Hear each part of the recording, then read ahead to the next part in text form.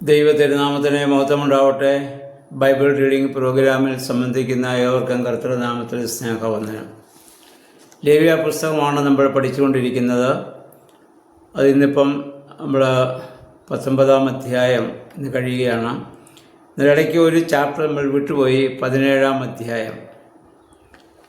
അപ്പോൾ അത് ഇന്നൊന്ന് പറയുകയാണ്. അപ്പോൾ 17-ാം അധ്യായം വായിച്ചിട്ടുള്ളവർക്ക് ഒരിക്കൽ കൂടി വായിക്കുമ്പോൾ ഇത് കാര്യങ്ങൾ കുറേ കൂടെ നമുക്ക് വ്യക്തമാകും. അതിൽ പറയുന്ന രക്തത്തിൻ്റെ പവിത്രതയെക്കുറിച്ചാണ് ഈ അധ്യായത്തിൽ പറയുന്നത്.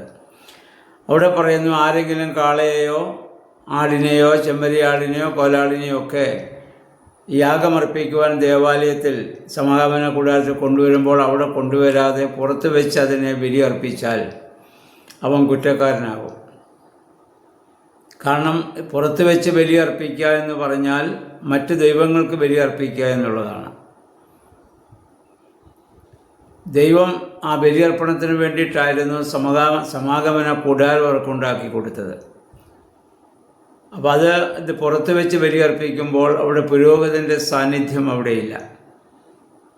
ദൈവത്തെ പ്രതിനിധീകരിക്കുന്നത്, ദൈവത്തിന് വേണ്ടി ഇവിടെ പ്രവർത്തിക്കുന്ന പുരോഹിതനാണ്. അപ്പോൾ മറ്റ് ദൈവങ്ങൾക്ക് അത് ബലി അർപ്പിക്കലാണ്. അപ്പം അങ്ങനെയുള്ളവനെ ഛേദിച്ച് കളയണം, അങ്ങനെ ചെയ്യാൻ പാടില്ല എന്ന് യഹോവയായ ദൈവം ഇവിടെ പറയുന്നു. ദൈവസന്നിധിയിൽ അർപ്പിക്കേണ്ട വസ്തു അത് ഏതായിരുന്നാലും ആടുകളായാലും പക്ഷികളായാലും മറ്റ് സാധനങ്ങളായാലും അത് വിശുദ്ധമാണ്. കാരണം ദൈവം വിശുദ്ധനാണെന്നുള്ളതാണ്. അത് ദൈവത്തിന് വളരെയേറെ വിലപ്പെട്ടതും വിശുദ്ധവുമായ ഒരു വസ്തുവാണ്. അത് അന്യ ദൈവങ്ങൾക്ക് അതിനെ യാഗമർപ്പിക്കാൻ പാടില്ല. അപ്പോൾ ദൈവസന്നിധി കൊണ്ടുവരാതെ അതിനെ തുറസായ സ്ഥലത്ത് വെച്ച് ബലി അർപ്പിക്കുക എന്നുള്ളത് അതിൻ്റെ അർത്ഥം ദേവാലയവുമായി അതിനല്ലെങ്കിൽ സമാഗമന കൂടാരവുമായി അതിന് ബന്ധം വേണ്ട എന്നുള്ള ഒരു ചിന്തയോടു കൂടിയാണല്ലോ. അപ്പോൾ അതുകൊണ്ട് അപ്രകാരം ഒരിക്കലും ചെയ്യാൻ പാടില്ല എന്നുള്ളതാണ്. അപ്പോൾ ദൈവം സമാഗമന കൂടാരവും അതിലെ ക്രമീകരണങ്ങളൊക്കെ സ്ഥാപിച്ചിരിക്കുന്നത് എല്ലാം അവിടെ കൊണ്ടുവന്ന് യാഗം അർപ്പിക്കാനാണ്. നമുക്കറിയാം, ഇതിനു മുൻപ് വിശുദ്ധ തൈലം ഒഴിച്ച് ആ സമാഗമന കൂടാരത്തിൻ്റെ ഭാഗങ്ങളൊക്കെ ദൈവം അഹ്റോൻ മുഖാന്തരം അവിടെ വിശുദ്ധീകരിച്ചത് നമ്മൾ കണ്ടതാണ്. മോശ മുഖാന്തരം അവിടെ എല്ലാം വിശദീകരിച്ചു. അഹ്റോനെയും മക്കളെയും വിശദീകരിച്ചതുപോലെ തന്നെ ആ സമാഗമന കൂടാരം മുഴുവനും മോശ അവിടെ ശുദ്ധീകരിച്ചത് നമ്മളിതിനു മുമ്പ് വായിച്ചിട്ടുള്ളതാണ്. കാരണം യഹോവയായ ദൈവം പുറപ്പാട് 25:8 നമ്മൾ നേരത്തെ വായിച്ചതാണല്ലോ. എനിക്ക് അവരുടെ ഇടയിൽ വസിക്കേണ്ടതിന് അവർ എനിക്കൊരു കൂടാരം പണിയണമെന്നാണ് പറഞ്ഞത്. അപ്പോൾ ദൈവത്തിന് മനുഷ്യരുടെ ഇടയിൽ വസിക്കാൻ വേണ്ടിയാണ് ദൈവാലയം സ്ഥാപിക്കാൻ ദൈവം ആവശ്യപ്പെട്ടത്. പുതിയ നിയമത്തുമായി നമ്മളിതിനെ ബന്ധപ്പെടുത്തി ചിന്തിക്കുമ്പോൾ പുതിയ നിയമത്തിൽ വിശുദ്ധ കുർബാനയും കൂദാശകളും ശുശ്രൂഷകളൊക്കെ നമ്മൾ ദേവാലയത്തിൽ വെച്ചാണ് നമ്മൾ നടത്തുക. ഒരു ദേവാലയം നമ്മൾ പണിതാൽ മൂറോൻ അഭിഷേകം നടത്തി അവിടെ പുരോഹിതന്മാരാണ് അവിടെ മറ്റ് ശുശ്രൂഷകളും കൂദാശകളൊക്കെ അവിടെ അർപ്പിക്കുന്നത്.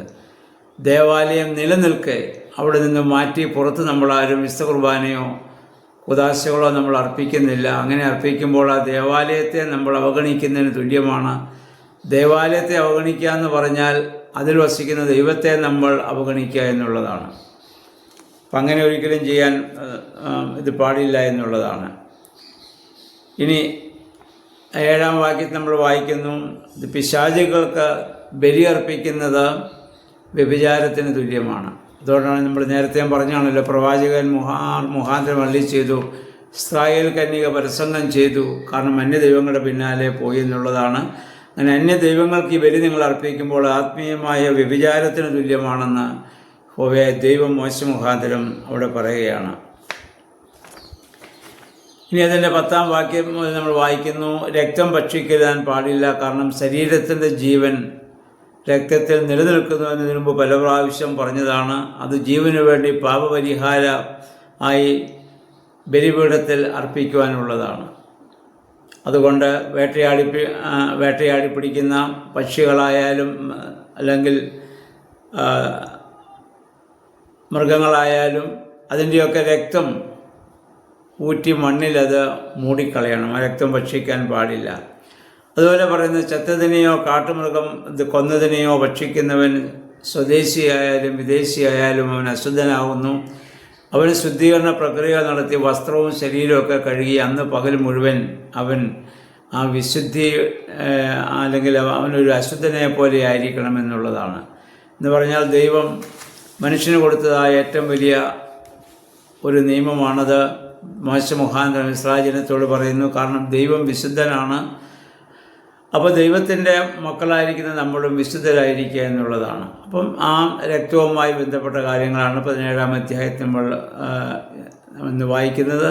അത് വായിച്ച് അതിൻ്റെ കാര്യങ്ങൾ മനസ്സിലാക്കുവാൻ ദൈവമേ പരിശുദ്ധാത്മാവെ ശക്തീകരിക്കണമെന്ന് പ്രാർത്ഥിക്കാം. എല്ലാവർക്കും നല്ലൊരു ശുഭദിനം ആശംസിക്കുന്നു. ദൈവനാമം മാത്രം മഹത്വപ്പെടുവാൻ ഇടയാവട്ടെ.